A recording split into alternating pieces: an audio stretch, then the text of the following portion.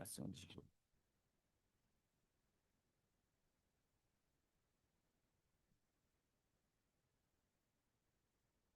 Que la grâce et la paix de notre Seigneur Jésus soient avec vous.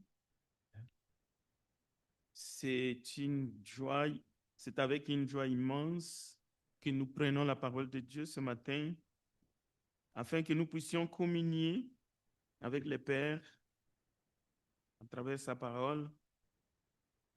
Mais nous savons que grâce à l'Esprit qui nous garde et qui nous guide, nous sommes à mesure de comprendre les choses de l'Esprit. Le thème du message de ce matin, c'est qui est né de chair et chair. Et ce qui est né de l'esprit est esprit. Comme il est question de naître dans la chair ou de ce qui est né de la chair, mais aussi de ce qui est né de l'esprit, je crois qu'il est bon de nous rappeler un certain nombre d'événements dans la parole de Dieu, la Bible, qui peut nous aider à comprendre la nature de notre Père céleste, objet de notre foi. Vous savez que dans le domaine de la naissance biologique, il y a ce qui nous frappe à l'œil. Au fait, c'est un domaine pas mystérieux, mais quand même, nous sommes émerveillés. Je crois que ce qui nous échappe, c'est lorsque nous voyons à travers la parole de Dieu, par exemple, Sarah, qui était stérile, puis elle deviendra mère. Dans Genèse chapitre 11, verset 30, et on peut continuer comme ça. Rebecca, qui était stérile, c'est-à-dire incapable d'enfanter, de donner naissance, puis finira par donner naissance. Et on peut continuer. Rebecca, d'abord, elle est stérile, elle n'est pas capable d'enfanter, puis ensuite deviendra la mère de Joseph et Benjamin. Anne, la plus célèbre, qui était stérile, c'est-à-dire incapable de donner un enfant à son époux, mais qui deviendra la mère de Samuel. Et Samuel, c'est un grand homme de Dieu, un prophète qui oindra David. Et on peut dire la même chose pour Rachel, pour le cas de Joseph, qui deviendra un grand serviteur de Dieu en Égypte aussi. Joseph, Isaac, il fait partie des patriarches. Et la femme de Manoah, peut-être que nous ne le connaissons pas assez, la femme de Manoah était stérile, mais elle finira par donner naissance. C'est la mère de Samson. Et on peut citer aussi Élisabeth, stérile. Jusque dans sa vieillesse, stérile. Puis, du coup, mère de Jean-Baptiste. Et Marie, mère de Jésus, elle n'était pas stérile, mais elle était vierge. Dans sa virginité, elle va donner naissance, nous savons, de notre Seigneur et Sauveur Jésus-Christ. Maintenant, dans les thèmes de ce matin, j'aimerais que chacun d'entre nous ici présents, nous comprenions que pour lui, C'est-à-dire pour Dieu, en lui, en Christ, même les stériles donnent naissance.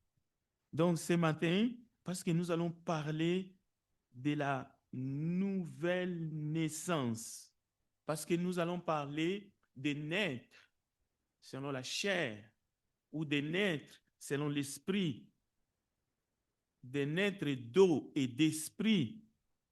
J'aimerais que nous comprenions que nous sommes dans une dimension où tout est possible à lui. Rien n'est impossible ce matin. C'est possible de naître de nouveau. Nicodème était étonné. Jésus lui dit, ne t'étonne pas, Nicodème, Nico, ne t'étonne pas. Ne t'étonne pas ce matin. Lui, il est capable. Il est tout-puissant. Il veut que tu puisses pas être capable d'enfanter. Oui, tu vas enfanter, mais avant d'enfanter, tu dois être d'abord capable, tu dois accepter de naître de nouveau, c'est-à-dire naître d'eau et d'esprit. Sans cela, tu ne peux voir le royaume de Dieu. Sans cela, tu ne peux entrer dans le royaume de Dieu. Nicodème, il fallait qu'il ne s'étonne pas, mais qu'il comprend et qu'il accepte que Dieu était capable. Et une fois que nous passons cette dimension, nous verrons que après la nouvelle naissance, qui nous paraît peut-être compliquée, mais vous verrez, nous serons capables d'enfanter quelque chose pour Dieu. Mais ce qui est né de la chair est chair. Il ne s'agit pas de minimiser ce qui est né de la chair. Vous venez d'entendre des hommes et des femmes de Dieu qui sont nés selon la chair. Et c'était des hommes de Dieu, des femmes de Dieu. C'était des grands serviteurs de Dieu. Mais il y a cette dimension que Jésus rappelle à Nicodème et qu'il nous rappelle ce matin, qui est de naître d'eau et d'esprit, sans quoi nul ne peut entrer dans le royaume de Dieu. Et la question de Nicodème est de taille. Comment c'est possible? Un homme qui est vieux, un homme qui a 20 ans, un homme qui a 18 ans, un homme qui a 25 ans, un homme qui est déjà père ou une femme qui est déjà mère, comment peut-il naître de nouveau? Faut qu'il retourne dans les ventres de sa mère pour qu'il naisse de nouveau. Si vous continuez la lecture au verset 9 et 10, vous allez voir.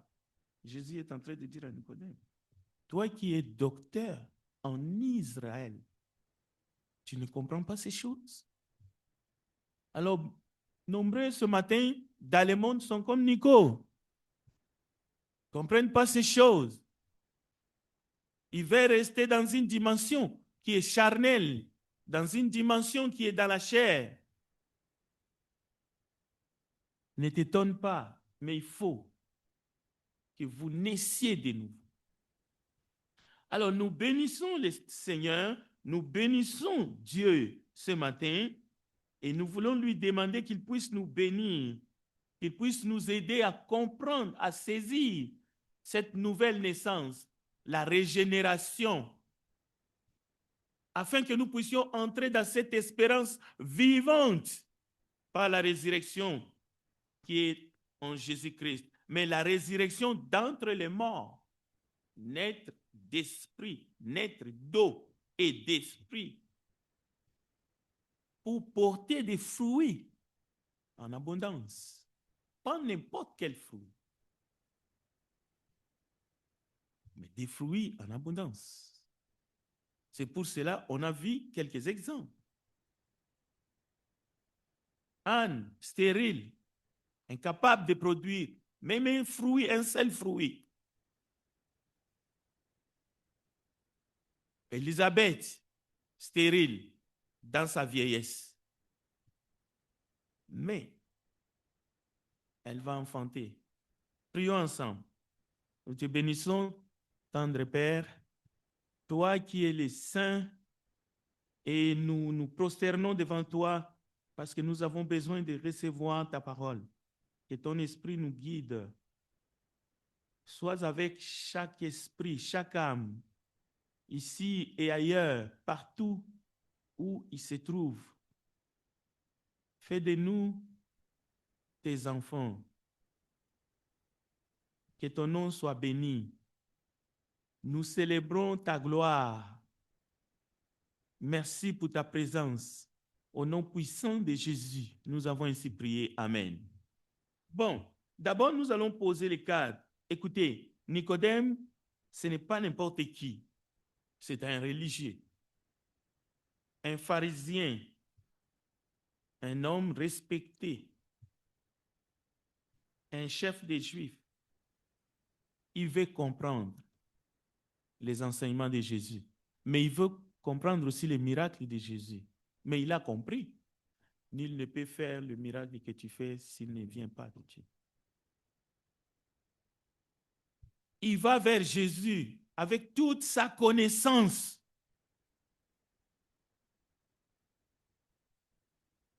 Il connaît la loi. Jésus lui dit avec insistance, nous avons ici un message fondamental. Jésus est en train d'enseigner à Nicodème, un homme de la loi, un chef spirituel, un homme respecté. Jésus est en train de marcher avec lui dans le chemin de la foi. Jésus est en train de lui dire, il ne faut pas s'arrêter à ce qui est visible. Il ne faut pas s'arrêter à tes expériences personnelles. L'apparence que tu montres, c'est que les gens voient de toi, de manière extérieure, de manière tangible. Non, il faut aller plus loin.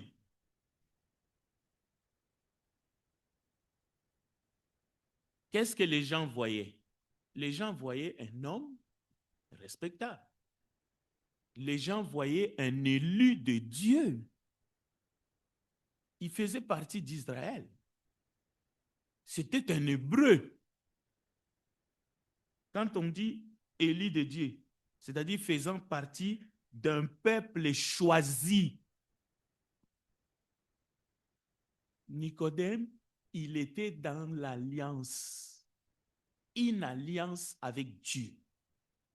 Et cette alliance, c'est l'alliance que Dieu avait scellée avec Abraham. Nicodème était dedans. Il n'était pas dehors. Et Nicodème avait d'autres signes du dehors. Il était juif. Il avait des signes dans sa chair, la circoncision. C'était un circoncis. Le 8e jour. Romains chapitre 2, verset 28. Je vous lis le texte. Écoutez bien. Mais les Juifs, c'est celui qui l'est intérieurement. Et la circoncision, c'est celle du cœur, selon l'esprit. Et non selon la lettre. Il connaissait la lettre de la loi, Nicodème. Et d'ailleurs, c'est pour cela qu'il est allé la nuit.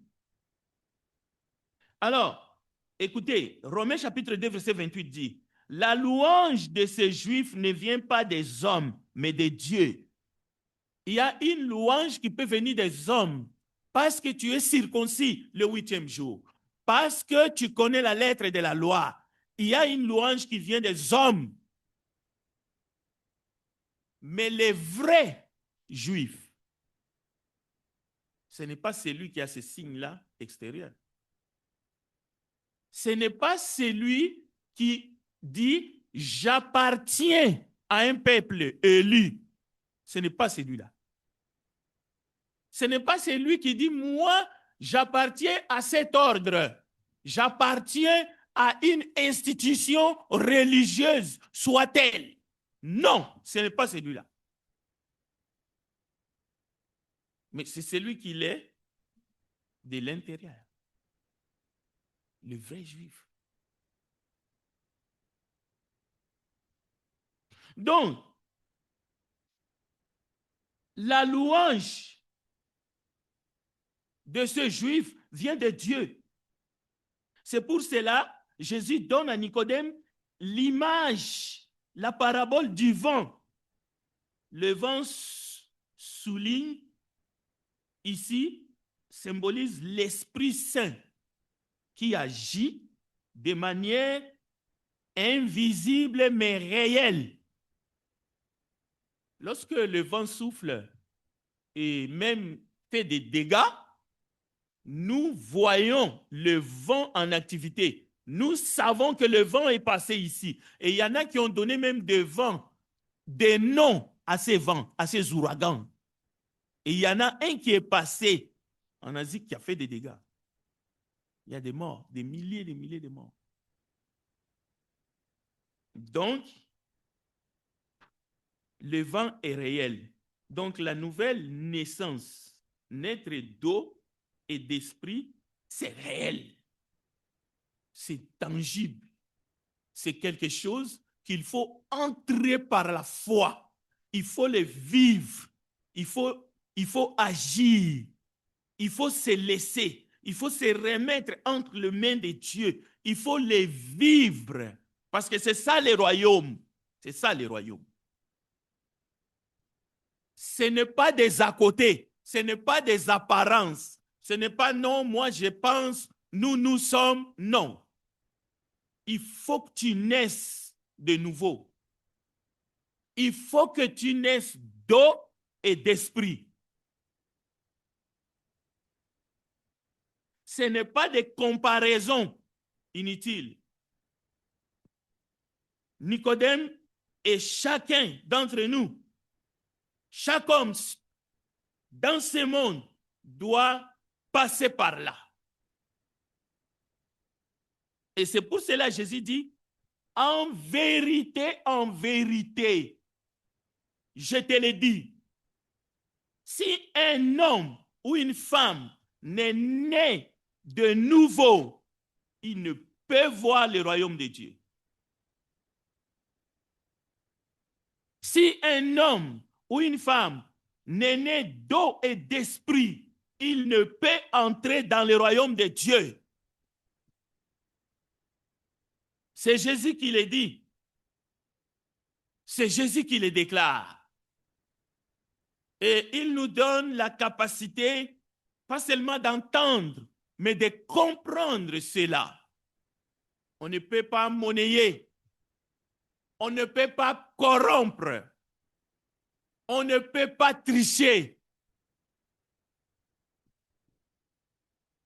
Jean vous a baptisé d'eau. Et Jean ajoute, celui qui vient après moi vous baptisera du Saint-Esprit et du feu.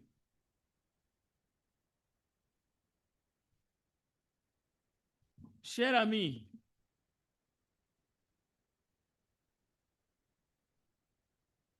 dans Jean chapitre 1, verset 12, nous pouvons lire, écoutez bien, mais à tous ceux qui l'ont reçu, à ceux qui croient en son nom, elle a donné le pouvoir de devenir enfants de Dieu, lesquels sont nés, non du sang, ni de la volonté de la chair, ni de la volonté de l'homme, mais de Dieu.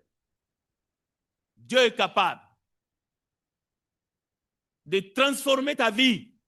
Dieu est capable.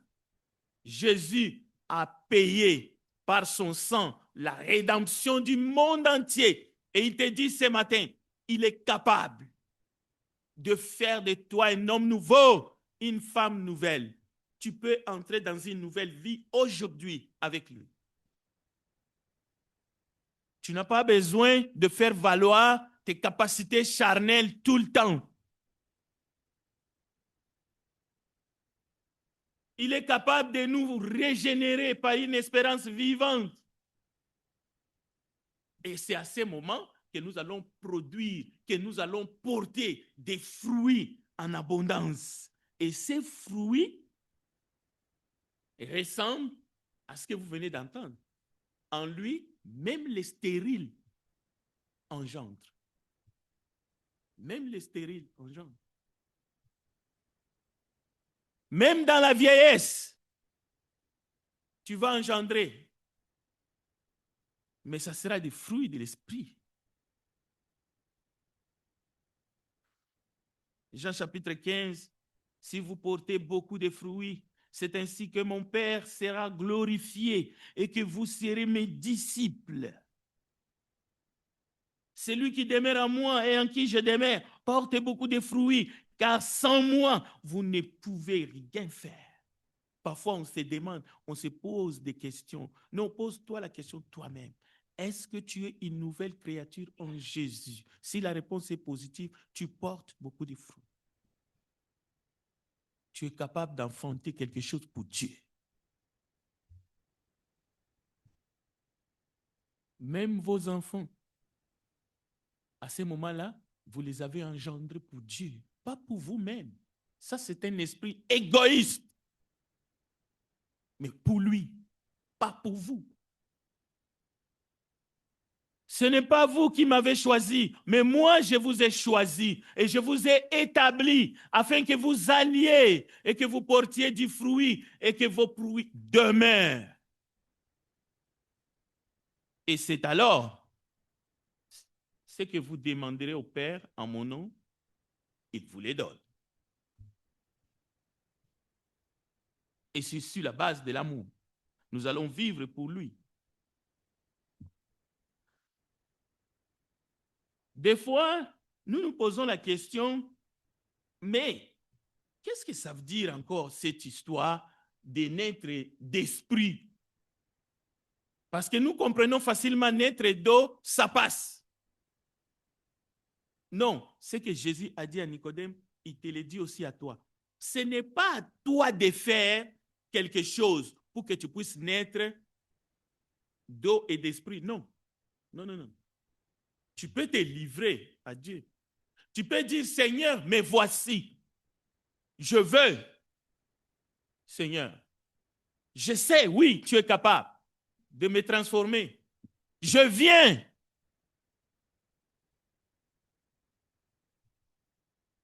Mais le problème, c'est que nous voulons, on peut continuer, il faut avancer les diapos. Nous voulons parfois même manipuler Dieu. Non seulement nous essayons de manipuler Dieu, mais nous nous manipulons nous-mêmes. Nous écoutons la parole, nous analysons, nous sommes dans nos propres pensées, nous avons fait une religion qui nous convient. Au fait, nous nous sommes fabriqués un Dieu qui nous ressemble. Qui nous ressemble. Le dernier jour, le grand jour de la fête, Jésus se tenant debout s'écria, si quelqu'un a soif, qu'il vienne à moi et qu'il boive. Celui qui croit en moi, des fleuves d'eau vive couleront dans son sein, comme dit l'Écriture. Écoutez bien.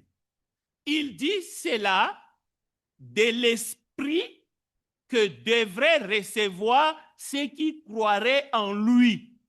Car l'esprit n'était pas encore.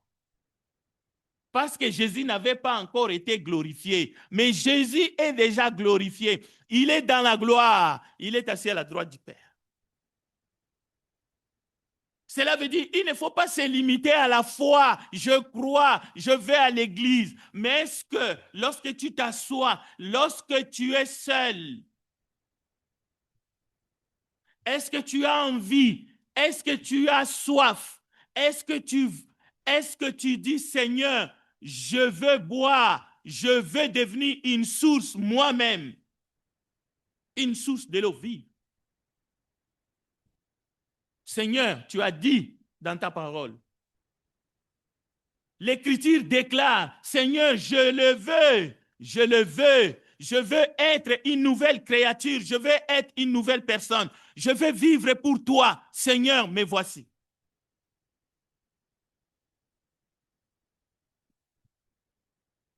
C'est très bien de croire. C'est très bien de croire à ce qu'il peut faire pour t'avancer un peu dans ta carrière. C'est très bien ça. C'est bien de croire qu'il est capable de te sortir de la fièvre qui te dérange ou de tes problèmes, de tes factures. Mais ici, nous sommes dans une autre dimension. Seigneur, tu es glorifié, tu es dans la gloire. Seigneur, priez pour être rempli de l'Esprit Saint. Les chrétiens prient tout le temps, prient sans cesse, mais pour demander d'être rempli de son esprit. Beaucoup ont entendu ces paroles et ils ont dit, il est vraiment un prophète, c'est le prophète. D'autres disaient, c'est le Christ, lorsqu'ils entendaient ces paroles que nous entendons ce matin. Et d'autres disaient, est-ce bien de la Galilée que doit venir le Christ, dont ils étaient dans les doutes. On peut être chrétien pendant des années, mais sur la nouvelle naissance, sur naître d'eau et d'esprit, vous pouvez être encore dans les doutes. Et d'autres disaient, l'Écriture ne dit-elle pas que c'est de la postérité de David et du village de Bethléem où était David que le Christ doit venir? Ils étaient dans les interrogations. Écoutez, il y a donc, à cause de lui, Jésus, division parmi la foule.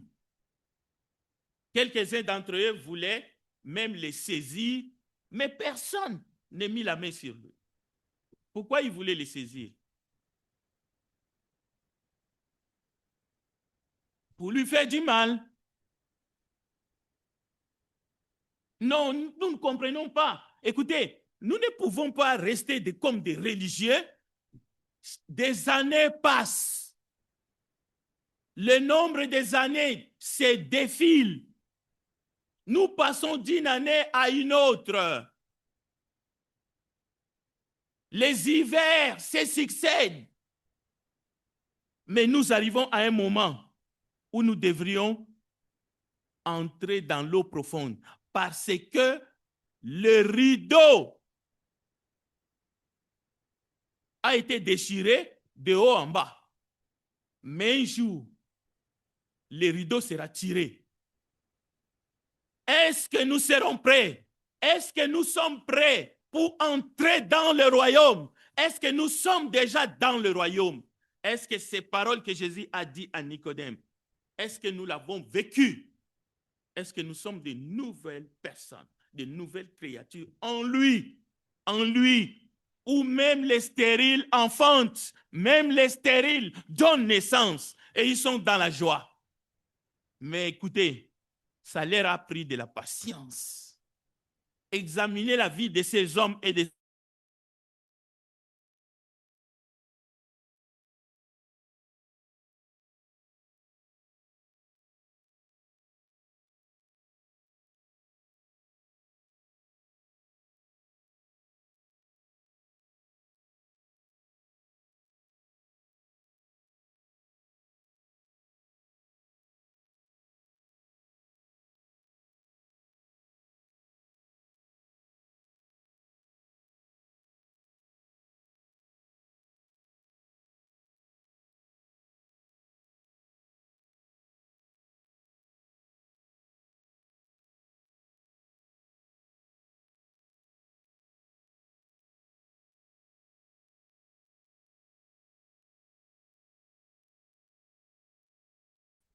à cause de leur appartenance, mais aussi à cause de leur connaissance. Ils répondirent, notre Père, c'est Abraham. Jésus leur dit, parce que Jésus leur a dit, vous devez être affranchis. Comment ça? Notre Père, c'est Abraham. Jésus leur dit, mais si vous étiez enfant d'Abraham, vous feriez les œuvres d'Abraham. Il lui dit, nous ne sommes pas des enfants illégitimes. Nous avons un seul Père, Dieu. Si Dieu était votre Père, vous m'aimeriez, car c'est de Dieu que je suis sorti. Les débats était vif. Et aujourd'hui, un grand nombre de gens sur la terre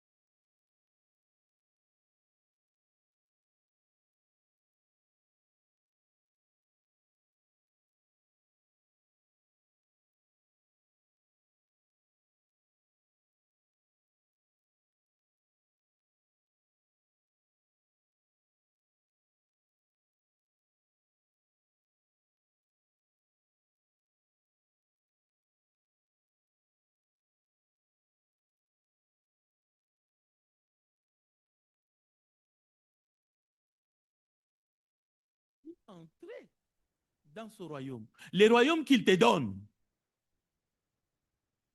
il t'offre, c'est un cadeau. Il faut que tu acceptes de naître de nouveau. Et naître de nouveau, c'est aussi simple. Tu dois naître d'eau et d'esprit. Il faut que ton esprit soit ouvert à recevoir l'Esprit de Dieu qu'il a promis à tous ceux qui croiraient en lui. Donc, il faut croire à la parole de Christ. Il faut croire à Christ. Il faut venir vers lui de tout votre cœur. Il faut faire abstraction de tous les œuvres de la chair. Ne venez pas avec des prétentions, ni avec des connaissances jusque là-bas. Non. Venez simplement accepter cet évangile qui est simple mais sincère.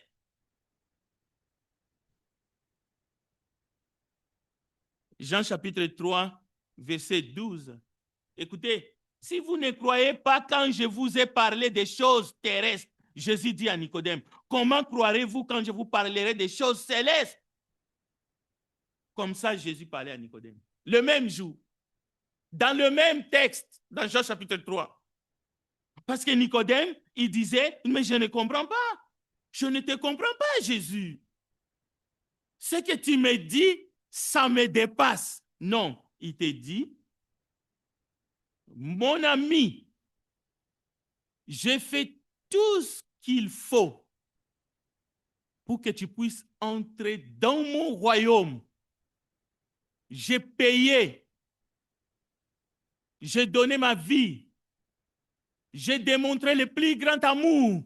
J'ai donné ma vie parce que vous êtes mes amis. Mais il faut accepter de naître d'eau et d'esprit.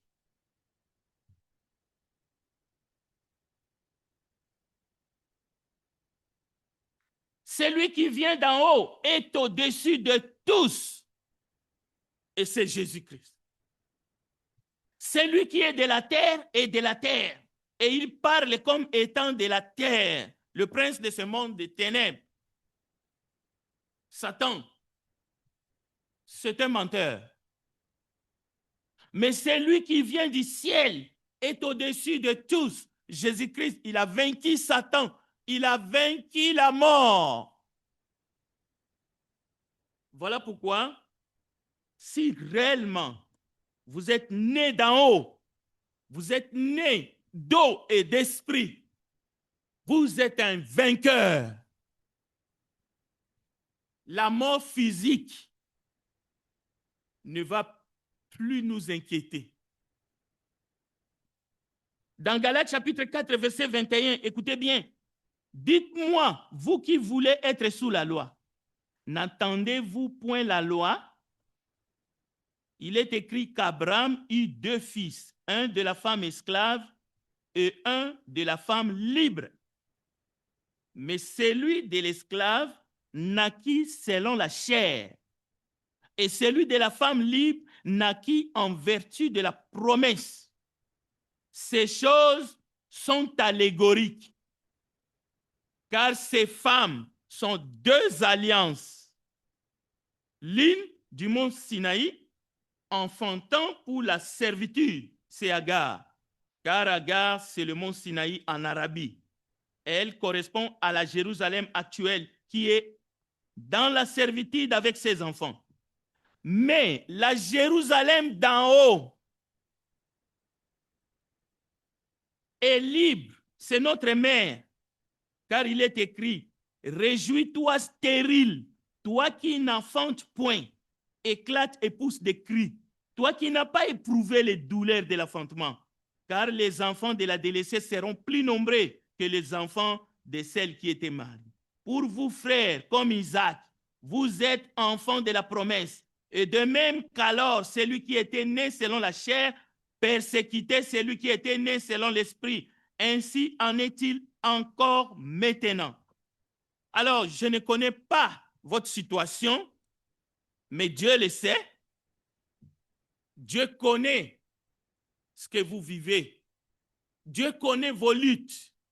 Dieu connaît votre foi, vos épreuves.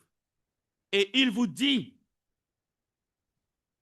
petit troupeau, voici, je vous donne le royaume.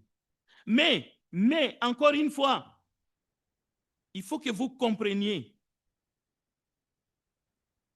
il y a une tension dans le monde. Oui, il y a une tension entre l'alliance d'Abraham et l'alliance de Christ.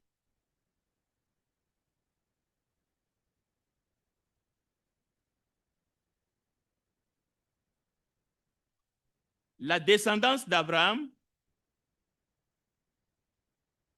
selon la chair. Mais il y a la descendance d'Abraham en esprit. C'est pour cela que Jésus dit à Nicodème, un juif. Et il est dit aux non-juifs que nous sommes.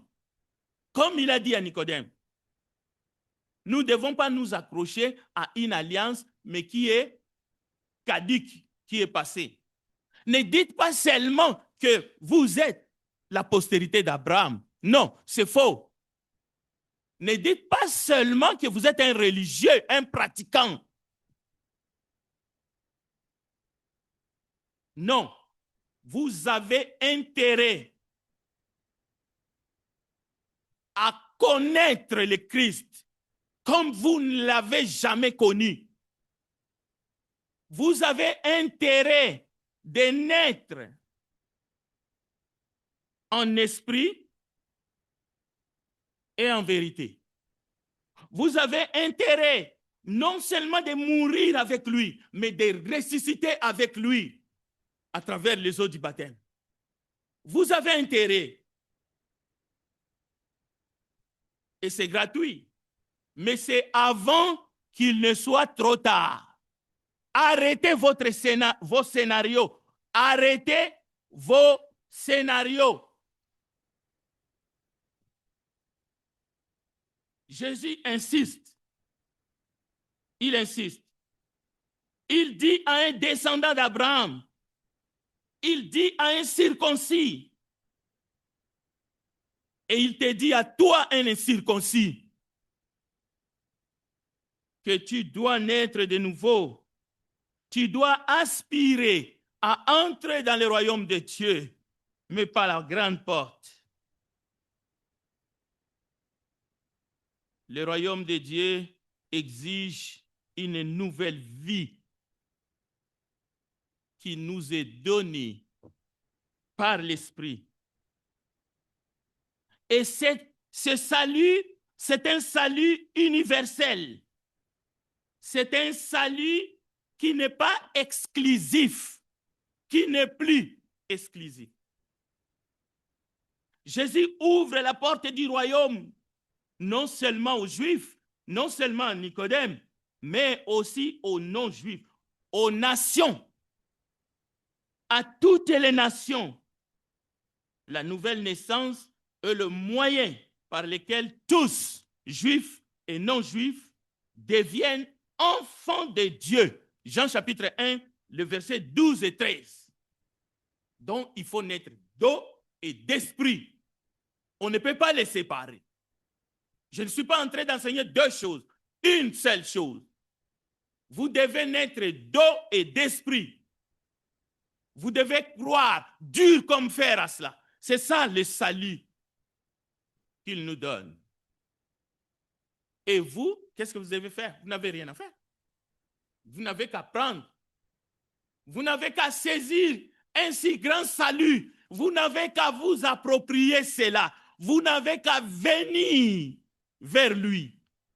Et il vous lance le défi que c'est lui qui a soif, que c'est lui qui a faim.